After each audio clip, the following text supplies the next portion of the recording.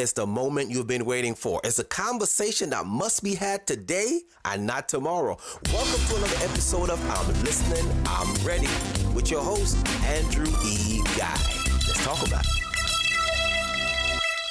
Ladies and gentlemen, this is Andrew E. Guy. Welcome to another episode of the Ilir-Podcast. I'm Listening, I'm Ready. It is the podcast that's dedicated for those who are on the go. Whether you're traveling by land, air, or sea, this is me, Andrew E. Guy in the MORNING. 2021 is the year for Let's Go. So our new segment, our new season, we're talking about disrupting normalcy. So everything that is normal has been disrupted. We stirred it up. If you are comfortable, it's the seat that's going to make you feel uncomfortable, because there's some things that you're supposed to accomplish in your life in 2021, and the zone of comfort is not the one that you want to be in. So the purpose of our segment and this year is to help you to get out of your comfort zone, and that's what we are bringing to you this year.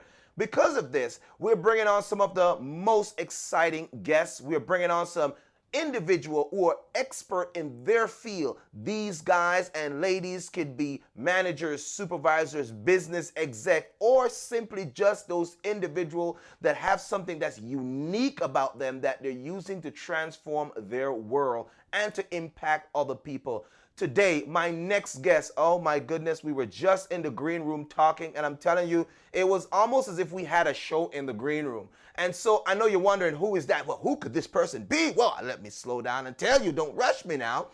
Her name is Shana Farrell. Shana Farrell is a purpose and life coach, and her main focus is to help the vulnerable. Can you believe it? She helps people, teams, and organizations develop and transform to achieve their goals and exceed the outcome. Oh my goodness, we need more people like this in the world. And as we get on, I'm going to explain a little bit more about who Shana is, and I'm telling you, she is simply an amazing individual. So please, ladies and gentlemen, help me welcome to Ilir-Podcast, the one and only Miss Shana Farrell. Shana, say hi to the people.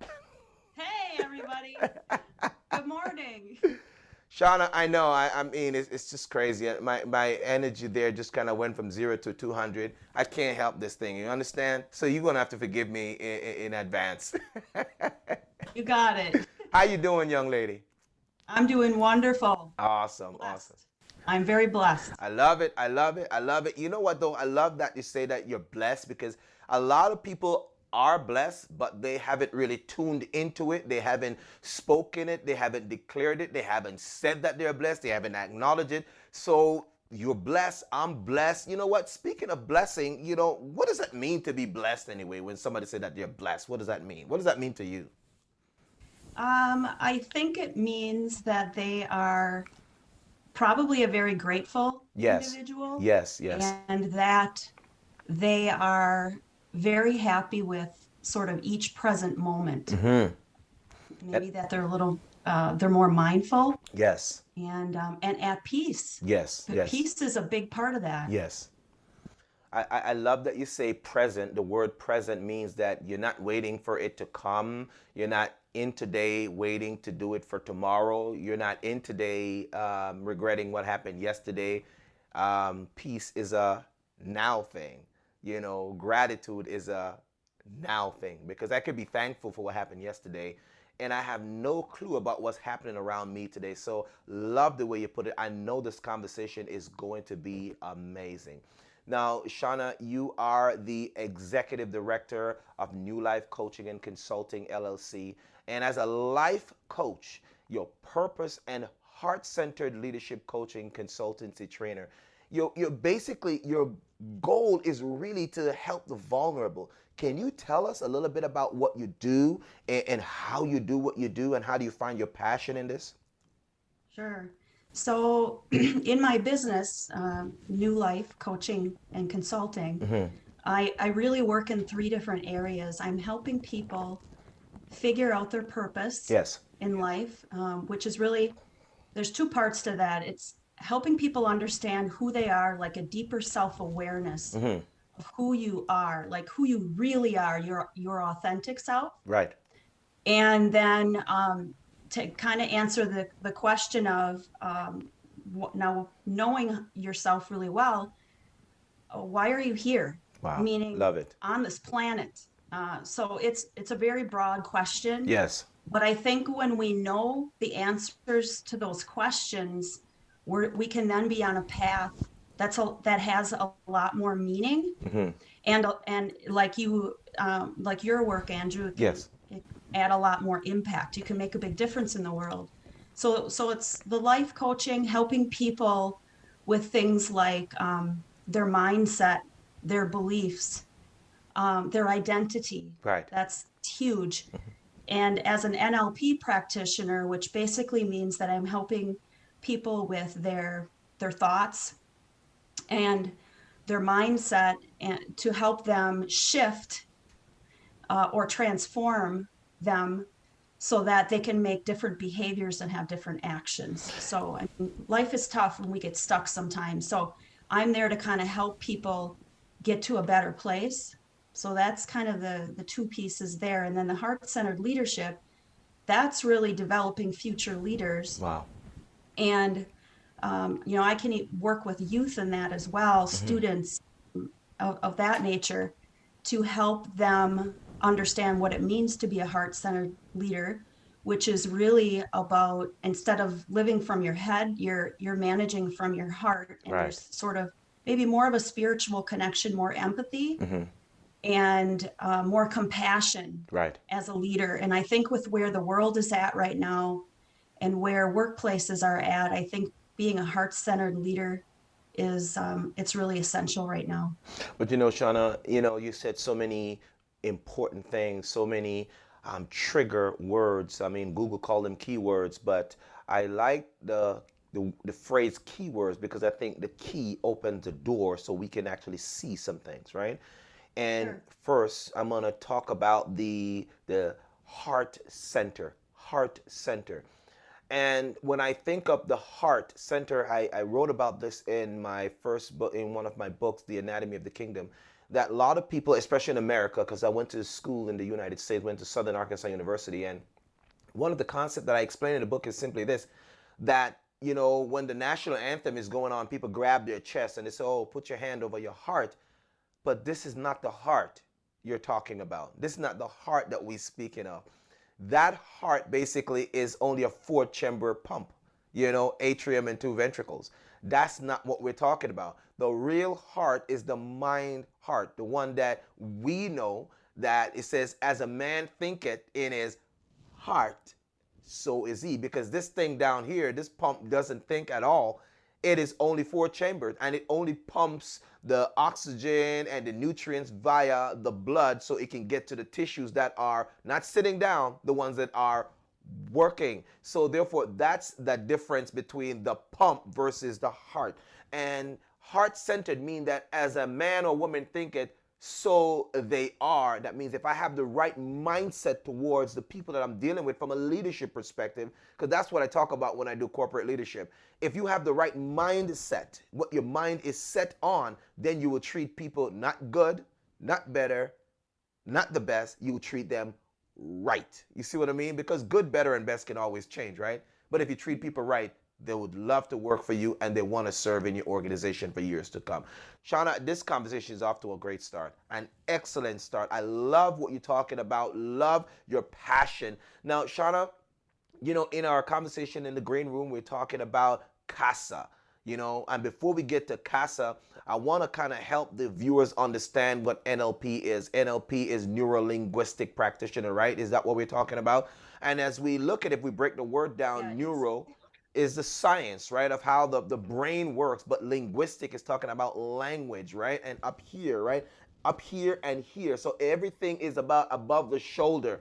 And so this is what we're doing. We're trying to empower other people, whether it's working your words or be mindful of what you're thinking about. Our goal is to help you to understand that you can transform your entire life from shoulder up, isn't that? Because this is where most of the stuff happen, right? So can you talk to me about CASA? What is CASA? What does that mean? Because it means house, it means home. Help us understand. What is CASA and what's your involvement with it? So CASA stands for Court Appointed Special Advocate. Right. And there are volunteers that advocate for children who are dealing with abuse or neglect.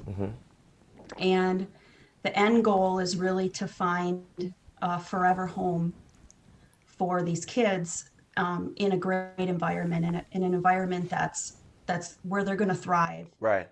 right, to the best of their potential, to the best of their ability. And so my role is really to be involved in this child's life with the different people in that child's life, to sort of be like a super mentor for them, and make sure they stay safe and understand any wishes they might have, any concerns they might have, and to sort of fight for them, Right. think within the system. Wow. Because the system, there's a lot of layers in our child welfare system, Right. especially now with the pandemic. Right. We're facing some hurdles due to 2020 that are making things a little bit more difficult. But we're still doing the work, and it's been a really fulfilling opportunity for me. It was a calling. God wanted me to do this work, and Right. so it wasn't even a choice for me. We Right. talk about free will. For me, God's my core. And so when we had sort of that, what I call a divine exchange, Right. and he placed some things on my heart, about the vulnerable, I knew that I had to get involved and I had to make a difference. Shana, this conversation, ladies and gentlemen, if you listen to me for the first time, this is Andrew E. Guy in the MORNING. Welcome to this episode of the ILIR-Podcast. What does ILIR mean? It means I'm listening and I'm ready. Because I believe that we can't just sit and just listen.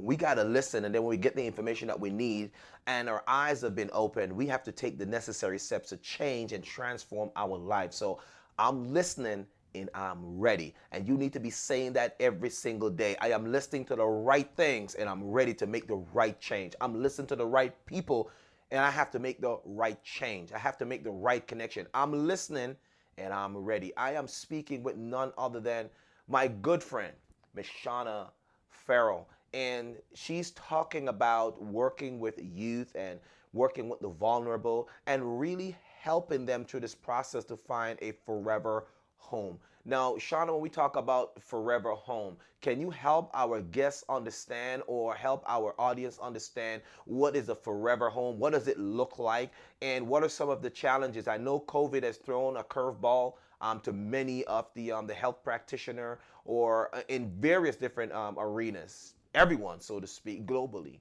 But how has COVID basically helped you to bring out the best in you? Because obviously I believe that COVID either help you to become better or you're going to sit down and whine and say, oh, I can't believe this is happening. It has really helped us to think, help us to understand that, hey, there's not just one way of doing this one particular thing that you've been doing for 20 years. How has COVID basically helped your ingenuity to become a better practitioner in this time? I think for me, COVID hasn't been all that. It hasn't been completely negative. Right. I think being in isolation gives us time to be more still. And when we're still, we can hear a little better. Love so it. for me, I think I continue to do work that I say provides hope and inspiration Yes, ma'am. to people who struggle or suffer. Right. So that means in my interactions, like on social media, I Right. try to post things.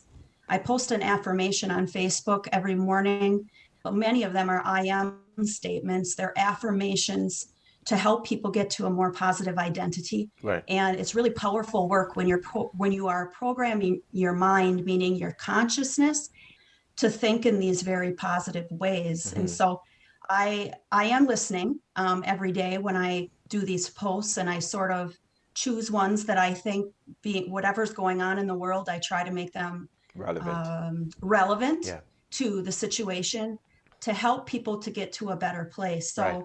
no matter what I'm doing, if I'm stuck at home, I can still find a way to serve. And I think I've done a good job of that in 2020, or for me, you said it earlier, it's, I think 2020, if you think about that, what that means, It's when we're seeing clearly. Yes. And I think 2020 has opened up. It has created a new vision as our planet is starting to, what I would say, shift and maybe wake up a little bit. Right. And some shadows, I'll call them, that have been part of our history, that are part of the world, Yes. are being brought to light. Yes. And so 2020, I think, even though it's been a difficult year for a lot of people, I think it's part of a transformation that's happening. I agree. And I think it's probably just the beginning. And I think it's going to be messy because transformation, that's what transformation is. Right. A lot of times there's darkness involved in transformation. People don't want to sort of realize that, but I mean, I've experienced that in my own life. Right. You can't completely change how you exist in the world if you haven't sort of experienced the depths. I absolutely love that because I think of this transformation. A lot of people are talking about their transformational speaker, and there's so many people have different labels out there, but I believe that until you really experience what you claim you're talking about, then you cannot really serve the people that you are targeting. You see what I mean? And so transformation is almost like a purging of getting rid of who you used to be to grab a hold of what you are endeavored to do. It's almost like getting rid of self to meet purpose. It's just like the baby or the fetus inside the womb. It has to come out. There is blood involved. There is pain involved in this transformation. So if you're listening to me for the first time, this is Andrew E. Guy talking with Miss Shana Farrell, and we're talking about what 2020 has brought us, the challenges, and how it's messy, and it's about unveiling and all of these things that are coming to light. Yes, it was about 2020, and you know mine's a big, right? So I hope you can see. But the thing is simply that all of this has happened, Shana, because 2020 was messy, because it was a year of basically transformation and unveiling some of the things that we basically scooped underneath the carpet and don't want to deal with. We talk about hate, we talk about racism, systemic racism. It's like these things, don't worry about it. Let's just put those under the carpet. It's like, no. Let's get it up. It's time. It's happening. It's no longer overt and covert. It's here. It's been there. Let's talk about it. And so 2020 was a challenge for everyone on the planet. And if you weren't challenged in 2020, I want to say that you weren't even living. You were simply existing. How we work has been a challenge, Shana. We can't just go back into the building anymore. How we worship, so to speak, it was not the same. It has changed because many people as basically revert to go into the, I would call it the church building, but now they realize if you didn't have the spiritual God, the kingdom in you, the Spirit of God in you, then there is no other way for you to get him. You can't go to the church building and get him. How do we even connect with him? Because it's not about the religion, it's the relationship as we're talking about. And if you have that divine relationship, you can tap in anytime, right? Because you always got Wi-Fi. You know what I mean? Right. So exactly. Can you help us understand? And I wanted to kind of divert to that because I think that spirituality is not just about the label of a religion or a church building, but is a relationship between you and the creator. Just like how you have the creator of the car, the T model Ford, Henry Ford, and the blueprint he created to make more of this particular car. It's a relationship. Can you help people understand the value of understanding who you are spiritually and how does that connect to your purpose and what you got to do in life? Go ahead. I was telling Andrew in the green room that I've made a shift in my life from religion to relationship, and there's sort of this saying out there that religion is for people who are afraid to go to hell, and spirituality is for people who have been there. And can you say that again? Can you please say it again? Please say it again. Sure. Religion is for those who are afraid to go to hell. Yes. And spirituality, which is much broader, yes, much broader and much more inclusive, yes, than religion, and welcoming, and it doesn't have the labels. And I say my religion's love. That's really my religion. Right. So it's really about recognizing that God isn't sitting far away, sitting on a throne somewhere, totally disconnected. He's part of my core. He's part of my being. He's part of my identity. So if I align with God, what that means, I'm saying, is that I am loved, I am worthy, and I am powerful beyond measure. That's my identity. That's my programming that I live by. And so we're connected. He's my core. And so when you have that kind of relationship with God and you say, God, I'm open, throw me the pass, I'm open, I'm hearing you. What do you want me to do? How do you want me to do it?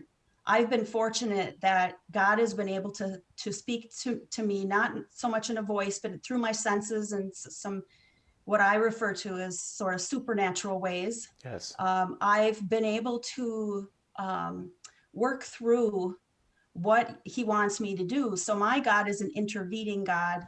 He's very much alive in all of us. Yes. And kingdom is us. It's here. He wants us to help him create heaven on earth. That's sort of what I have understood from my relationship. And that takes all of us. And so my work is really helping people try to answer that call, even if it's difficult. Like, be courageous. There have been times when I've had to, I've been asked to get involved with strangers. Yes. And that's really difficult. It was, at the time, I was sort of like, I can't do this. I don't want to do this, but I worked through those fears to do that. And what you find when you answer that call, and that calling actually gets completed, what I felt after that was an unconditional love that is really hard for me to put into words. And many times it would sort of almost bring me to tears. Wow.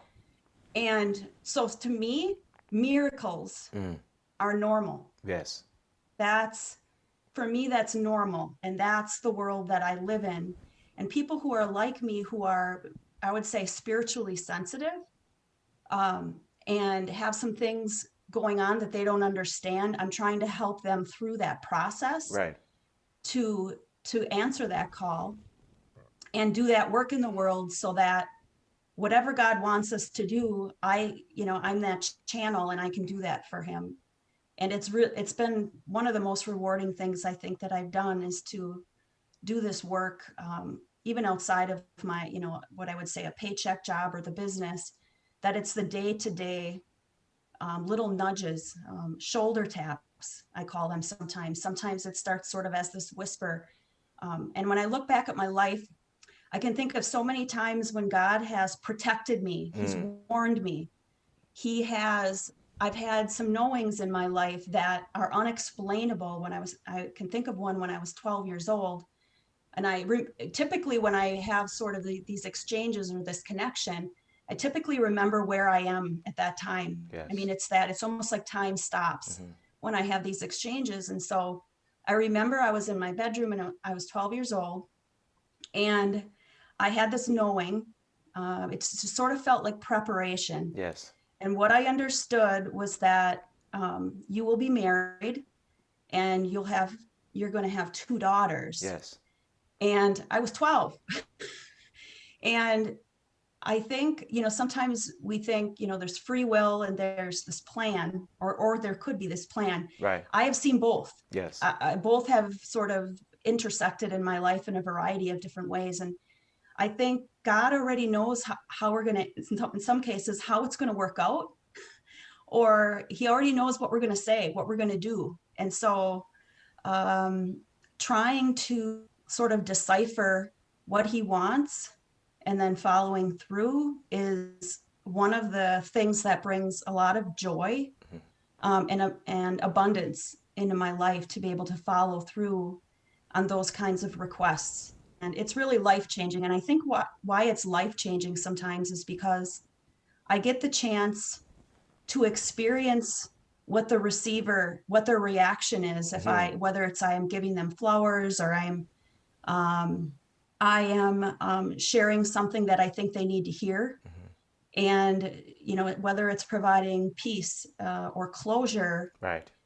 it's super meaningful. And typically those interactions that I have with people, they're typically very emotional Mm-hmm. because people, and sometimes one time I had to follow through on something, Mm-hmm. I needed to ask them if they believed in miracles. Right. And she just started crying. Wow.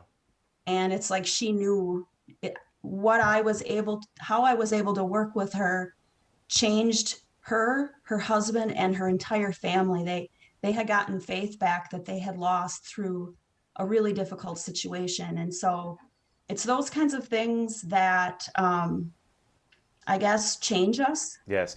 We change others. But you know what though, Shana, it's just, I used to use this term called it's unreal. And I'm going to stop using that word today. The reason why I say that is because as you were explaining, your past, and you're explaining some of the experiences, and you're basically divulging, helping us to understand what you do and why you do what you do. And that's what's powerful about, this platform that I've been blessed to really create. And I can't say create, but recreate, because even just the name, who creates a podcast is called ILIR. I'm listening, I'm ready. I'm like, what are you talking about? You know what I mean? And I sat down and I prayed about this thing, and about 4 o'clock in the morning, I got that nudge, nudge, wink, wink. That's the name of your podcast. I'm listening, I'm ready. Nobody's going to listen to this. Who is going to listen to I'm listening, I'm ready? What is that, It is strange because after the name went out there and I registered everything, then I saw all these I'm listening stuff popping up. And I'm just like, what? But it's strange that when you sit down and the music stops and the hustle and bustle stop, and you really stop, to give yourself an opportunity to kind of really think through some things, clarity is priceless. And we don't have clarity, as I tell these individuals when I go out to do speaking engagement in the corporate world. I said clarity is key. It is the one that opens up the door. Sometimes you're going to have to close that boardroom, and before you start your meeting, just shut up. Don't start off with the agenda. Just be quiet and allow people to get their minds, not their brains, their minds together, so they can have some tranquil moment to absorb what you're going to tell them. I said, that's what it's about. But the thing that really triggered me to give this response is we're talking about going outside of your comfort zone. And you talked about helping other people, and it's difficult for you. Helping strangers is one of the things that I get in trouble with my wife with sometimes. And I remember specifically, I was in Jacksonville, Florida. I was living in Jacksonville, Florida at that time, and I was a medical student there at the University of St. Augustine. And I was working on this doctorate. And I remember coming from a church meeting from one of my friend's house, and I was going home, and I'm just there, I'm just driving, and I'm driving from St. Augustine all the way up to Jacksonville. And all of a sudden, I remember the time. It was a dark patch of road, Shana, and I was driving this Acura GS, 2-door. It was slammed to the ground because, that's how I liked it back in the day. I was a young man, right? And I have this car. It was like a supercar. It was so fast, man. And I'm driving, and I'm just there, just minding my business. And then out of the blue, I almost hit this guy. The guy was like 6'5", about 250, big dude, has a big bag on his shoulder. And I'm driving down, and the reason why I almost hit him is because he was almost standing in the middle of the road with a thumbs up, like he was looking for a ride. I'm like, dude, oh my goodness, man. And then I have a black car, and I'm a black brother in a black car, and it was no lights. It was like black on black. You hear what I'm saying? But here's the crazy part, though, Shana. I'm there, and then I drove off. I'm just like, I'm not picking you up. You almost caused me to hit you, and I'm driving, and then I'm telling you, that spiritual nudge that you get, and if you don't pick that person up, you are going to be in big trouble, mister. And I'm like, no, I'm not. I'm just going to keep driving. And I'm driving like Morgan Freeman driving Miss Daisy, you hear? And I'm driving. Shana, I'm driving. I refuse to pick Miss Daisy up. I'm not having it. I'm just driving. And I'm going up, Shana, and that nudge keep on happening. You need to go pick him up. Now, I'm scared now. You remember what you said earlier on. That's why this conversation is so meaningful, Shana. You said that religion is for people who are scared to go to hell. And spirituality is for people who've been there. And then they come back to tell you their story, because we're overcome by the what? Words of our testimony. You see what I'm saying? This is my life. This is my history of what I've been through to help somebody else who are going through so they can overcome, right? I know we're in alignment, Shana. I know that's what's up. So I'm there, and I got so uneasy. I started sweating. I'm just like, all of a sudden, I'm like, I'm getting nervous, and I'm like, no, because I know I got to go back and pick this guy up. I am not from there. I'm just a student. I'm just trying to get my degree so I can get out of here.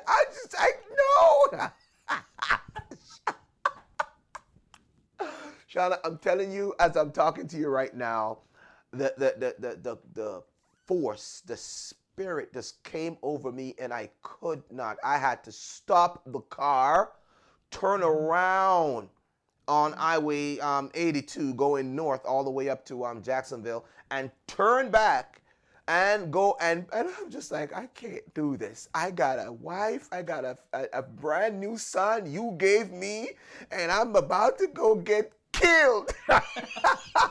Just like, another brother getting killed, and it's your fault. And I'm just telling him all of this stuff, right? And I know people are like, who's him? I am talking to my creator. And I said, yes, you created me, and now you're going to take me out because you're going to let me drive down there and pick up this stranger, and he's going to have his way. I'm talking to him. I'm scared. I'm telling you. And I love what Joyce Meyer said, do it afraid, right? Oh, absolutely. Because if we do everything where we're comfortable, and this is why this segment and this theme, I prayed about it. It says disrupting normalcy. Have a book that's coming out in the end of the year on this subject matter. And so long story short, Shana, I managed to go there, and I have to do this U-turn. And here's the crazy part. I pulled up beside the guy. The guy was on the right side of the road. And then I swallowed whatever was in my mouth. It seemed like 2 years worth of food, right? In liquefied, right? And that's kind of gross. So I'm just like, I swallowed pride, everything. I almost swallowed my brain because I couldn't be in my personal space to actually do this thing in my natural self. I swallowed my brain and my mind, and I said, oh, okay. And then they settled down in my stomach, and then I slowly pulled down the window, and because the car was lower, right, the guy took almost 2 minutes to bend down to look into the car. I promise you, I kid you not, I'm not making this up. And then he bends down, and then I do one of these. Oh my God. Listen, Shana, I am looking at the gentleman, and I seemed like I was looking forever. My eyes kept going up, and I'm like, whoa. I was like, you, as they were saying this out, you're a biggin, right? It's a, whoa. And he was like, are you going my way? I'm just about to say, no, I'm not. I'm actually going the other way. There's everything in me that didn't want to do this, Shana. I didn't want to. But to make a long story short, this guy came in the car, 2-door car, Acura GS. You can go look him up, see what they look like. And then he took another 5 minutes just to get his knapsack off of his back to get into the back of my 2-door car. And he's wrestling this thing, and I'm like, oh my goodness, it doesn't fit, bro. Can we just not do this? I'm like, Lord, why do I have to go through this? I don't have to. See, he can't fit. His back can't fit. Then he can't fit. He can't fit. He's not supposed to be in here. And I'm sweating. My palms are sweating. Shana, I'm telling you, we're going to continue the conversation. But I got to tell you this story because, and I'm there and I'm afraid. I am very afraid now. It's now pitch dark. There was no lights on this part of the road. The guy took at least 9 minutes from taking off his bag, from me winding the window down very slowly and looking at him, and then look at his structure and his stature, and then allowing him to get into the car. The part that's crazy is him trying to fit in the car. His knees were up inside the console. He was sitting in there like this, and I'm like, what is going on here? He couldn't fit in the car, and I'm like finding every reason to say, he doesn't belong in this ride. He can't go in this ride. There's no way he's going in this ride. And I'm dead. So, Shana, I managed to close the door. He had to try closing the door at least 5 times. It couldn't close. He finally closed the door, and I swallowed everything else because I know it's too late. I can't kick him out, right? I started driving very slowly, as if I think the car couldn't move. For some reason, I believe that the car couldn't move. I said, Lord, this car is not going to move. And we just go, The car moved off, Shana. Thank you for your patience. And the car moved off, and we are driving up Highway 82 going to Jacksonville. I asked him the amazing, famous question, where are you going? He said, I don't know. Shana, I don't know. And you had a thumbs up. I almost hit you. I don't know. Are you for real? Yeah. So I'm like, I looked up to the roof. I said, oh God. You mean you don't know? I said, where are you going? He said, just drive. I said, what? He said, drive. And this is a true story. Kept on driving. And then this guy started to tell me how he's going to kill himself. Oh. Shana, listen, I know this interview has taken a turn. Ladies and gentlemen, forgive me, but somebody out there needs this, all right? So I am going to flow with it, and that's why we have this platform, so people can be transformed. That's something you're going to put in a situation. I'm not saying you should go out there and do this, because the world we're living now is different. And if this was a divine moment for me and an experience that has transformed me, so that's why I'm saying that.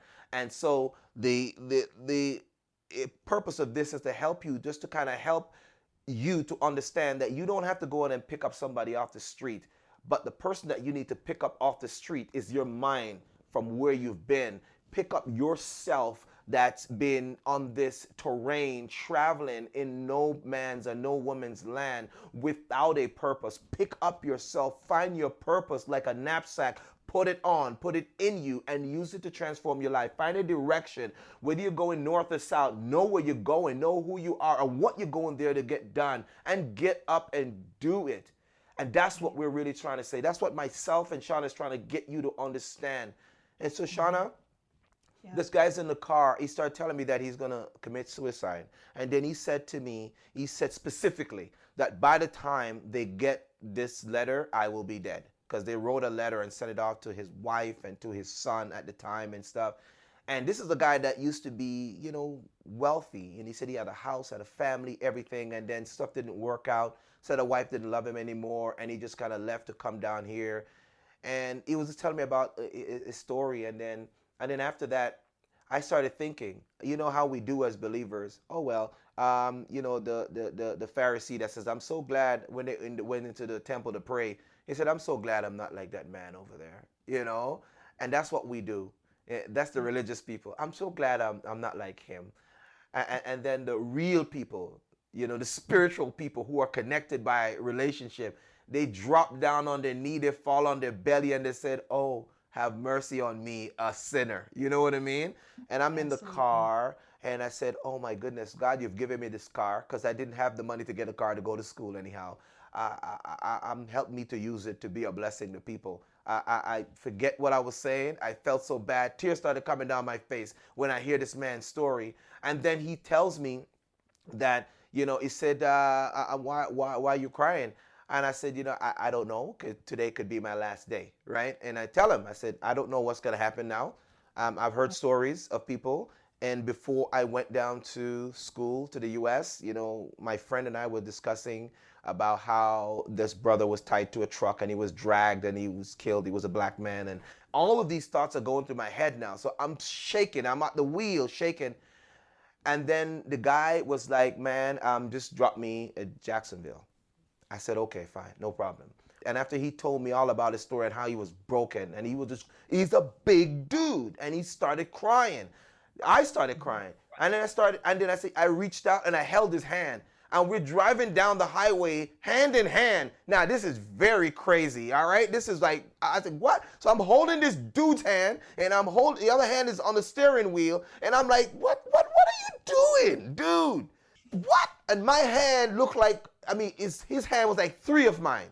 And my little hand in his, I was like, oh my gosh, I'm actually dead. Please don't squeeze, because I'm going to die, right? And then I said, can we pray? I wanted to pray with him, and I first word I said, Lord, I am no better than this man. I am not even close. And all of us have messed up and fall short, you know? Right. And I just prayed with him.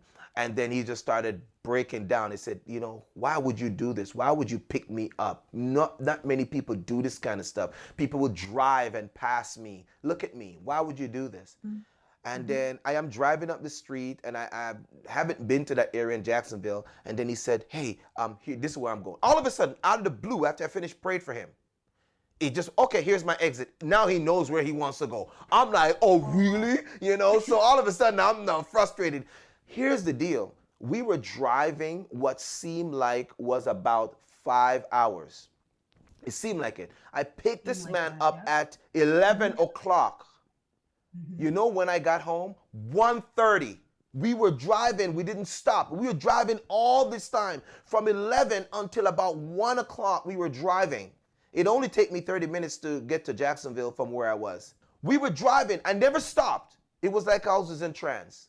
I got to Jacksonville, and then this guy said, no, you missed my exit. I had to back up on the highway.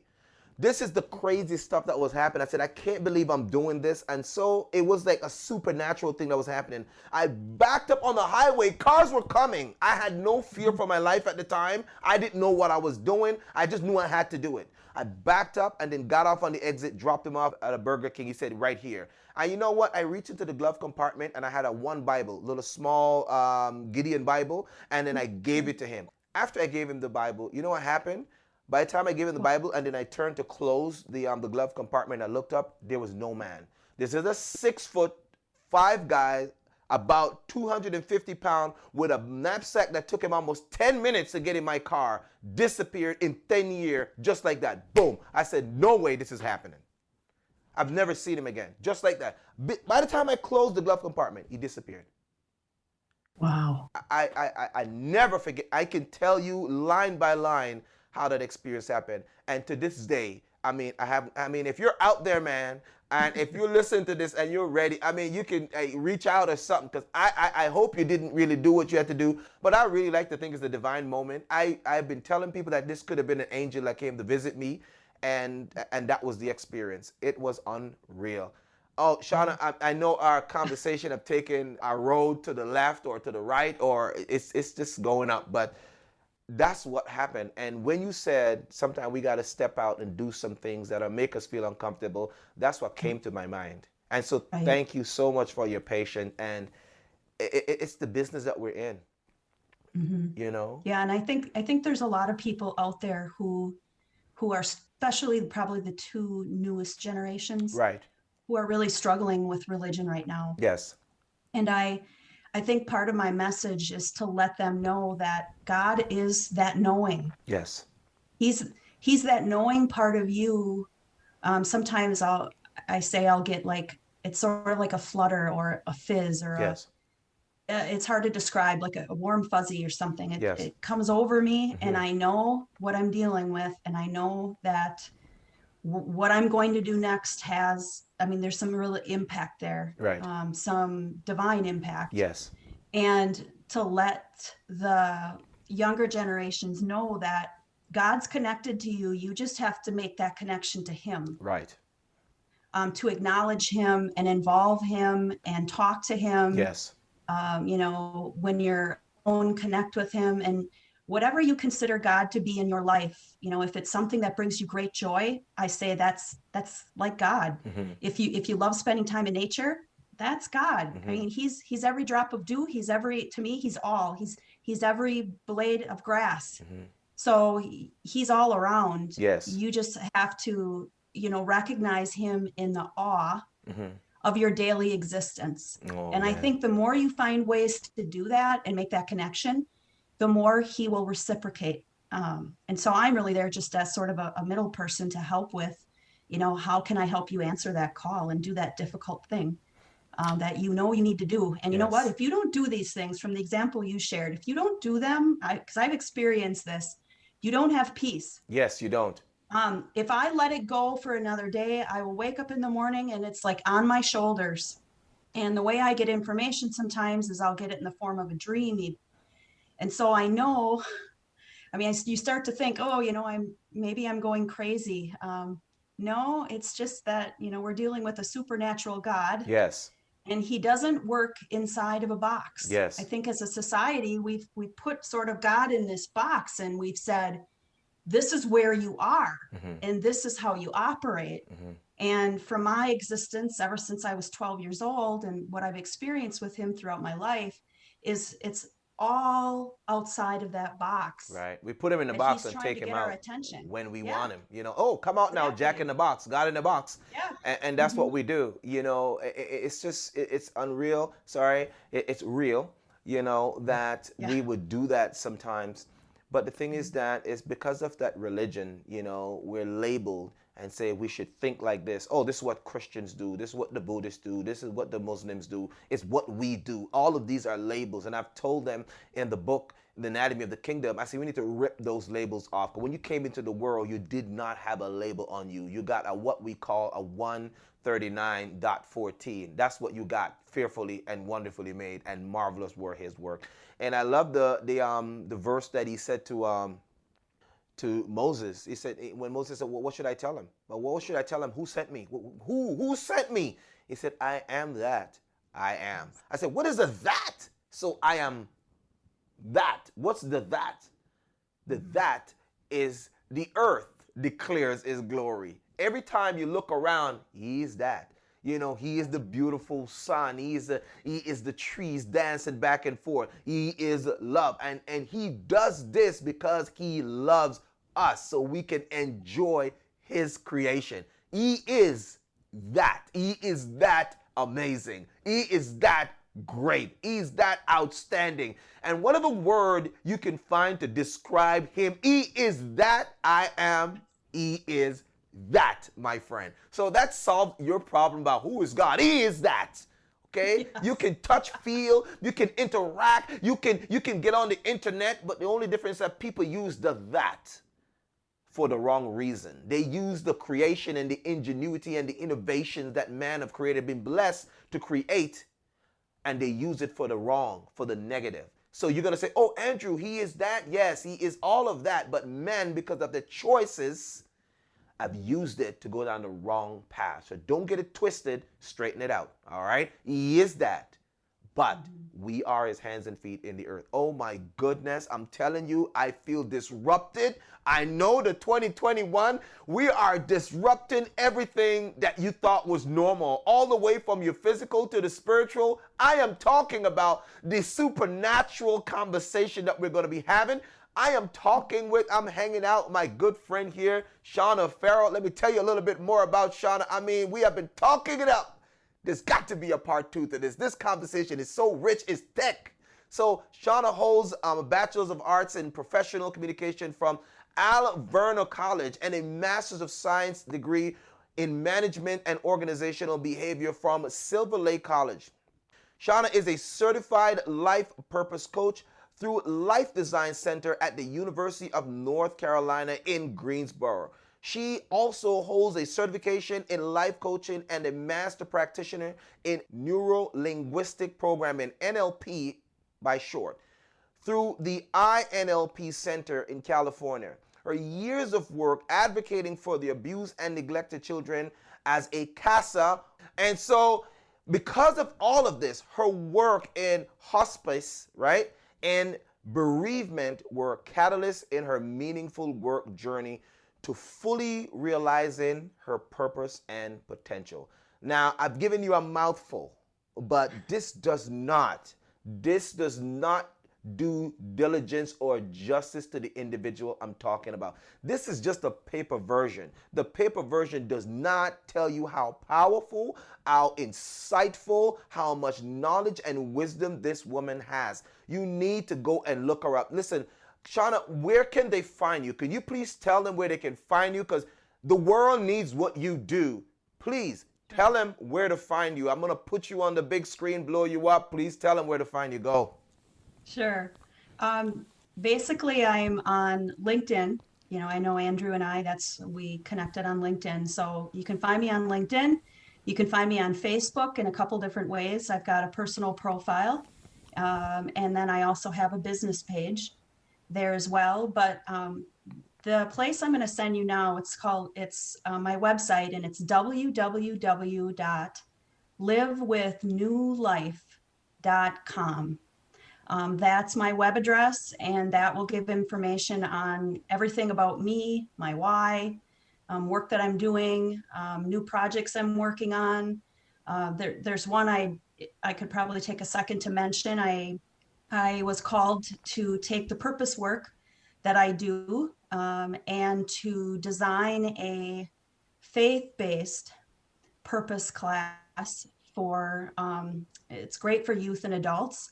And so that way I can get deeply spiritual in that conversation. Mm-hmm. And if we all know where the world is going relating to mental illness and severe amounts of depression, I think sometimes God uses depression as a tool to let us know that something's got to change, that the path that we're on, we need to be asking some questions, and we need to have sort of this drive inside of us to make a change, because people that I've worked with, some of them have felt very broken. If I'd say, finish this statement, I am, they'd say broken, or I am lost, or I am never going to amount to anything. So my goal in working with the individuals is to try to get them to understand that that's not who you are. We may feel broken at times, but God didn't make us as broken beings. He made us to do powerful things and amazing things, and to live a life with a lot of purpose and a lot of meaning, especially to impact others. So I hope that gives sort of a roundabout explanation of some of the ways that people can reach me. Awesome. I'm telling you, Shana, this conversation was amazing. And I like to see things practically, because this why question, a lot of people are asking this why question, what is your why? And people get so convoluted when they talk. They live such a cliche life that as something sound good, they jump on the wagon, and they're not even in the band, but they're just on the wagon. You know what I mean? And so they live this life where they're trying to they got itchy ears. It's like, oh, that sounds good. That sounds profound. And when you talk about your why, let me give you something practical that you can use. We're all driven to do something. So I want you to think of your life as this car, and you're driving on a highway. You're driving and you come to a Y, or a fork in the road. So this is what you have to make what's called a decision. A why in your life is a decision point in your life when you must choose. Okay? Yes. You have choice, but you have to choose. Choosing is not the same thing as choice. Choice is the opportunity, or the opportunities that you have. But when you have chosen, you have now made what's called a decision. So finding out your why is that you're driving on this highway of life, and you need to figure out why you're driving, why you're even on the road in the first place. Why? And why are you wasting all this fuel that we call your expertise, your skills, your talent, all of these things? Your gift is your fuel. And if you waste it and you use it up, and you driving around the block and didn't do anything with it, you would have driven this car and wasted it, and wasted everything that this car can do, and would never ever get to a destination or endpoint. So I'll say it again. Your why is a fork in the road where you have to decide where you're going to go, left or right. Choose ye this day. You must choose. And there is always a dichotomous transition. It's either A or B, up or down, left or right, in or out. You got to make that choice. And when you have the power in you to make that choice, to decide, then there is no more why. Right. You're now on a straight path. Oh, I hope that was divine. That just came, wow. I couldn't. It's beautiful. I couldn't plan that. I love that, Andrew. I couldn't plan that. I'm telling you right now, I could not have planned that. That was a fresh download. I never thought of that before, ever. Whoa, I'm telling you. It's so funny, Andrew, that you say download, because That's the word that I use as I was being prepared. I actually drew, I was sort of getting this vision of it in my head, and I drew it out. It was a funnel Yes. above my head. Yes. And so what I was experiencing as I was going through my transformation was God downloading me and sending me to read all these books. One year, I think I read Wow. 152 books. Most of them were based on human suffering. I was trying really hard to understand. I just wanted to know what everybody had to say about it. I wanted to know as much as I could because I knew God wanted me to relieve some of that. Yes. So I needed to know, he wanted me to know as much as possible about it. So Yes. that was a pretty cool experience. But when you said download, it's like, oh my gosh, that's my funnel, that he's sending me what I need. He's preparing me for work that I'll be doing in the future. So that was a pretty incredible experience to know that that's what was happening. I was being trained. And I look at the dark time that I've had in my life and look back on that. And I think what I was able to take away from that, because I think sometimes darkness serves a purpose, Yes. to move people and change people. But I think what I was learning is that what I learned in that time was how it operates Yes. and how powerful it is. Yes. But I also learned how to conquer it. And when Yes. you know something like that, something that you never thought in your life you'd ever have to understand, Right. then God compels you to share that insight with many people. I completely like agree. That's I your completely mission. agree. Yes.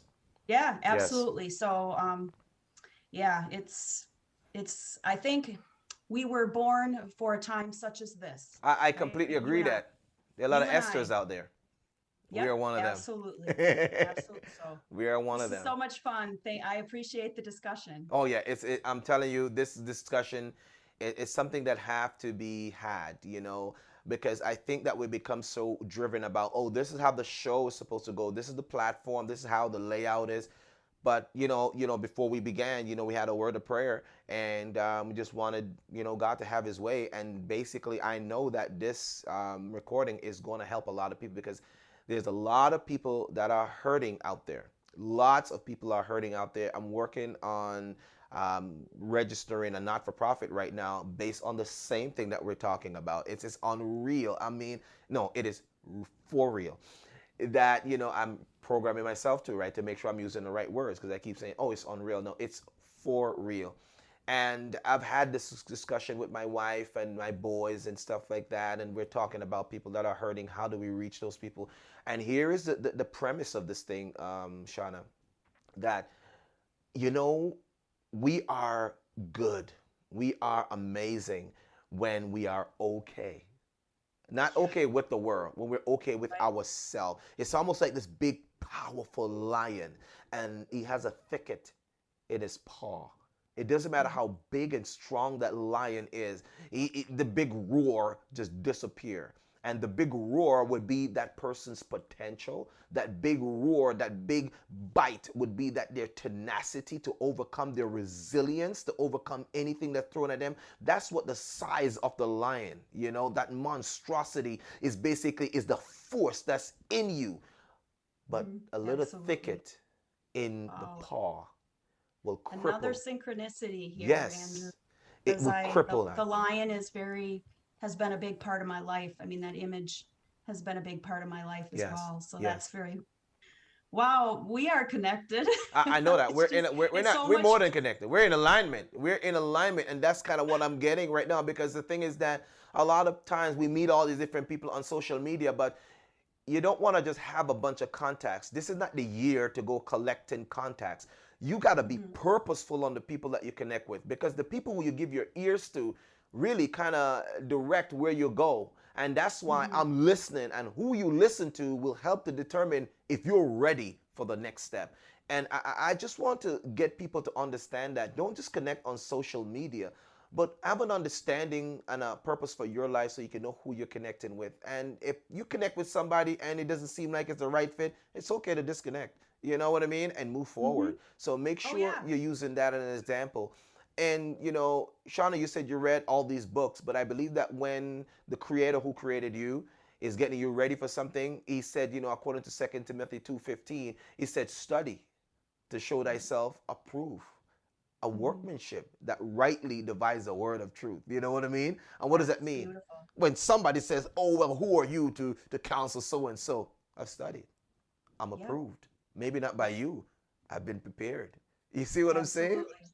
Oh, And I see I've lived some of that. yes, So yeah, yes, and I think being vulnerable, because some of the difficult things I've had to go through in my life, I'll say, use a couple different phrases. So yeah, sometimes we have to get lost, be yes. lost Oh, to yes. be found. I absolutely And love it. our weaknesses. Now my weakness, actually, that's my biggest, what some people would say empathy Right. or sensitivity. Hmm. That's my biggest strength. That's my superpower. Hmm. God gave me that superpower, and he gave it to me for a purpose. Oh, come on, Shana. This is, oh my goodness. This is too exciting. But you know why I say that is because a chapter in my book, it said focus on your strengths, focus Yes. on the big things. And the reason why that is that you call it superpower, but I call Mhm. it strength. What focus, it's almost like trying to get people to understand, yeah, we focus too much on the weak things. Oh, work on your weakness or develop your weakness. Weakness will never get developed. The weakness is not for you to develop. And I'm telling everyone out there, I said, if you focus on your strength, then your Yes. strength is supposed to help somebody else's weakness. And their Right. strength is supposed to help your weakness. So if you spend all your time trying to work on your weakness, then guess what? You won't get help from anybody else because their strength is supposed to help your weakness and your strength is supposed to help their weakness. It's an interrelational thing we're dealing with here. And so Yes. people don't get it. And so they want to be self-sufficient. It's wrong to be self-sufficient. That means you know everything and you're going to burn out and you're going to die and you're not going to get to live your purpose. And that's plain as it gets. So Mhm. every joint supply it. Everyone has a role. And if you're trying to do everything, we'll never, ever get to realize our full potential. Shana, oh my goodness, this is simply amazing. Listen, I know there's so many things that we had to talk about, but few questions I want to ask because I know the listeners are really expecting us to kind of crash you one or two of these questions. And when was it a time in your life? I know we're talking on the show about disrupting normalcy, disrupting everything that we think that's normal about us. When was a time in your life that you felt like normalcy wasn't your way and you had to disrupt that? Yeah, I think so. After I went through sort of this difficult time in my life, which I refer to as an unraveling, Mm-hmm. um, I it had changed me, Mm-hmm. and it was changing the work that I knew I needed to do. Mm-hmm. And so the employer that I was with for more than 22 years, Right. after I went through this change, I was in a role Mm-hmm. in that my last position where I knew who I was, Mm-hmm. I knew my potential, but yet the situation I was in, as I sort of interacted and saw all these different things happening, it didn't align with me. Wow. I mean, it wasn't me anymore. And I Mm-hmm. think I realized that I was starting to abandon myself. Mm-hmm. That's how I sort of refer to that. And I felt like Mm-hmm. I wasn't free. Wow. And God wants all of us to be Oh free. my goodness. And I think so many times we have to do the difficult inner work Yes. to like look at our values, Right. which is the work that I do focuses on values. When you know your values, Right. my top one is integrity. And Wow. when I'm in a place where that continues, I continue to see things that impact that value, Mm-hmm. and I have a choice, a fork in the road, right? Right. What do I choose? Right. Right? What's God telling me to choose? And I knew Right. what God wanted me to choose. Mm-hmm. He knew I needed to walk away. Don't look back. Keep going. There's this other plan for you. This place doesn't fit in with you anymore, the new Right. you. Mm-hmm. And he had a bigger plan for me. And Oh I think man. sometimes in our life, we might become what I would call a big fish or a Mm-hmm. bigger fish in a small pond. But I think what I've experienced since I have left and started the business, and I'm meeting awesome people like you and Right. so many other connections and doing different things, Mm-hmm. is that when I look back on that experience, that disruption, I look back on that, and that was actually a puddle. It wasn't even a pond. I So love it. I love it. I love yeah, it. yeah. And so when you realize that, you have to just, even if you're in uncharted waters, Yes. right, that you need to stay steady, Yes. keep your eyes on the path, keep your eyes, your input into your mind, good things of light, Yes. and keep walking, and trust that if you go through fog, you go through desert, Yes. that you are eventually going to make it to where God wants you to be, Love and it. he's going to help things unfold for you. Mm-hmm. And I'm on that journey right now. I'm sort of in these uncharted waters, Mm-hmm. and it's a very, it's a hard place to be, but I think in life we have to choose our hard. That's true, I, because it's a Gene Roddenberry thing. You got to go where no man or woman has gone before. And if you're going where everyone has been, chances are there's not going to be any fresh earth when you get there, because it's all going to be trampled down, right? And so I am so excited that we are having this conversation. I'm excited that, our connection has been one of those one that I know it's not going to be here today and gone tomorrow. And so I just know, I know this. I know this. It's a great connection. And this is a great connection for 2021, because the work I believe that we're going to be able to do to empower, to inspire, and to encourage those who are hurting, it's going to be insurmountable, because there's so many people that are hurting. And as I mentioned earlier on about that lion with the thicket in its paw, yes, it has the potential to do so much, and it's so powerful in nature, but that one little thicket, it cripples him. And the concept is, when we hurt, people don't see the best of us. They see the worst of us. And if we can just heal them, we can get that hurting lion to roar again. And that's really what we're trying to get done here. So, ladies and gentlemen, if you listen to me for the first time, this is Andrew E. Guy, and that's the calmest I've ever been. There's an Andrew E. Guy on the ILIR-Podcast, and I'm listening, I'm ready. It is the podcast that's dedicated for those who are on the go. Whether you're traveling by land, air, or sea, this is me, Andrew E. Guy, in the MORNING. I am talking with, I'm hanging out, I'm conversating with, we're downloading information from the divine with my good friend, Miss Shana Farrell. And Shana, I'm going to tell you a little bit more about her, and then we're going to get into what we call her Think, Fire, Shoot. Shana is the Executive Director of New Life Coaching and Consulting, LLC. As a life coach, a purpose and heart-centered leadership coach and consultant, she helps people with those difficult and vulnerable positions that they find themselves in. So she's helping people, teams, and organizations to develop and transform to achieve goals and exceed outcomes.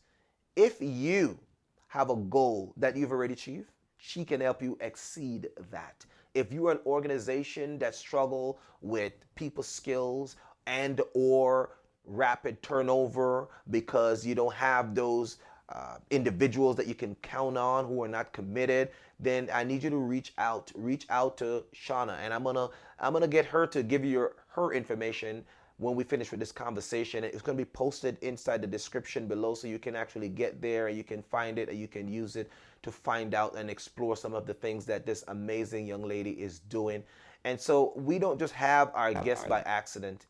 The ones that we have here are because they want to be here and because they have something to share, and we want to bring them on and we want to get them out there so that you can hear them and that you can get the service that they provide, so you can disrupt your normalcy, so you can enjoy the life that you're supposed to live. And if you're in the road and there's a fork, the only way to break that fork is to decide.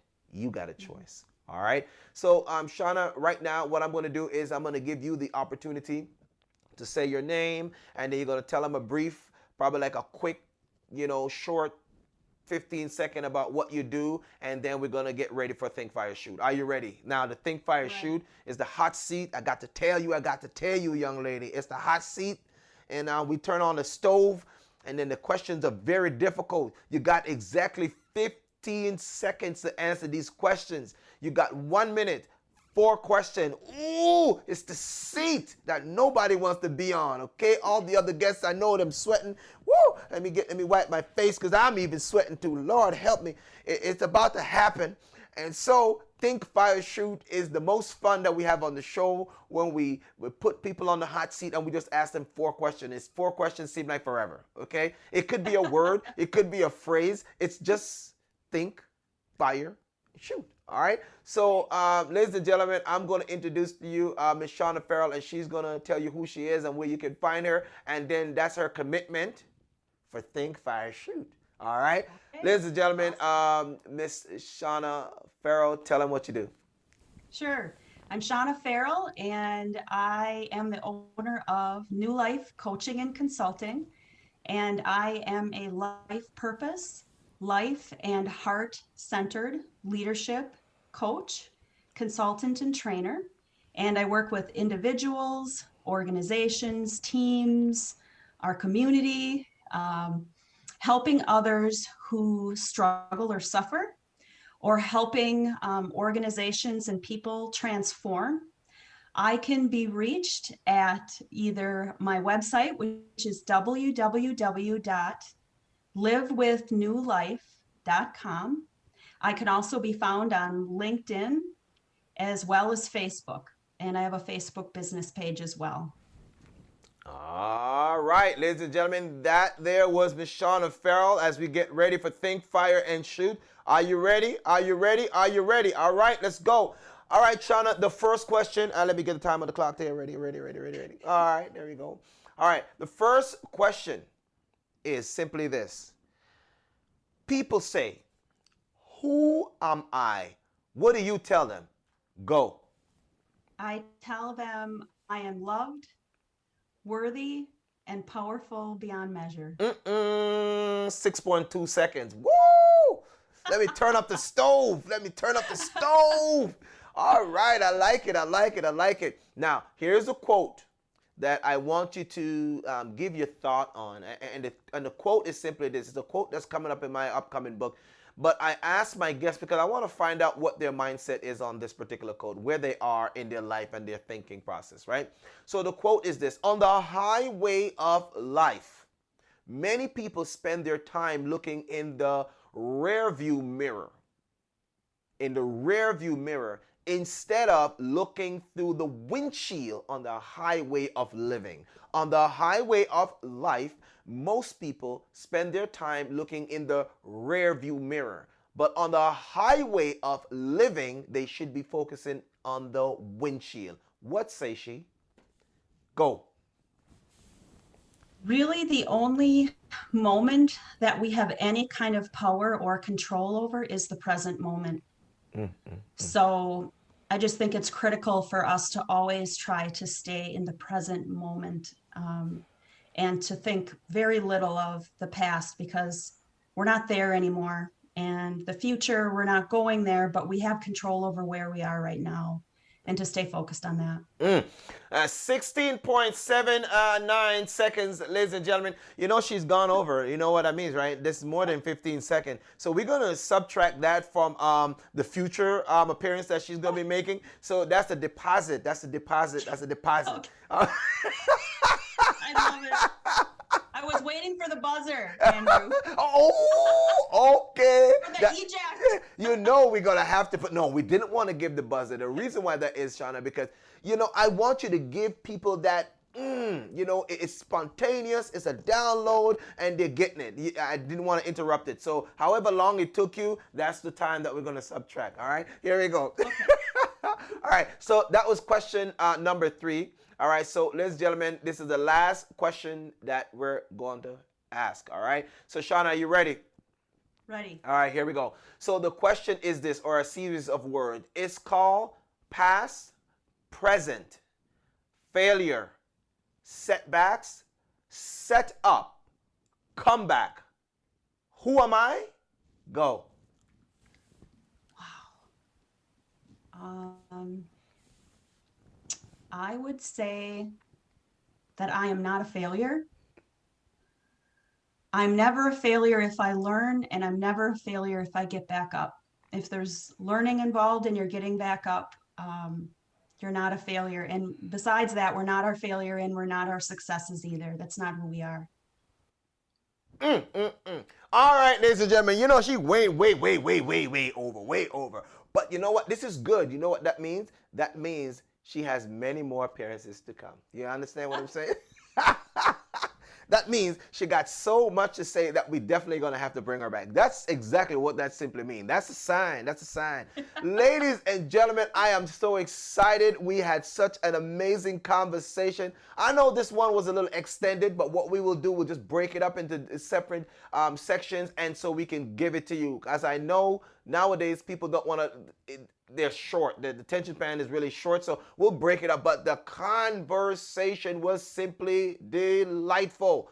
And if you don't know who we're talking with Miss Shana Farrell. All right? She is simply amazing. She's a life coach. She's a purpose-driven person. She is a heart-centered leadership consultant. I'm telling you, if you're an organization, if you're a company, if you're an individual who needs help in these particular area, please reach out. Reach out to my guest, reach out to Miss Shana Farrell. She will be able to help you to break that fork in the road, and so you can have a straight pathway to go.